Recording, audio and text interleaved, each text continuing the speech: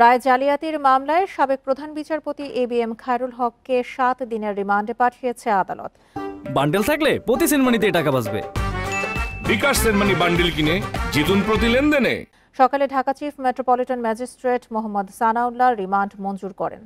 এর আগে খায়রুল হকের ১০ দিন রিমান্ড চেয়ে আবেদন করে পুলিশ। গত বৃহস্পতিবার রাজধানীর ধানমন্ডিতে নিজের বাসা থেকে তাকে গ্রেপ্তার করা হয়। পরে যাত্রাবাড়ী থানায় দায়ের করা একটি হত্যা মামলায় তাকে কারাগারে পাঠানো হয়। এছাড়াও ২৪ অগস্টে রায় জালিয়াতির অভিযোগে আরও ৩টি মামলা রয়েছে সাবেক প্রধান বিচারপতি খায়রুল হকের নামে।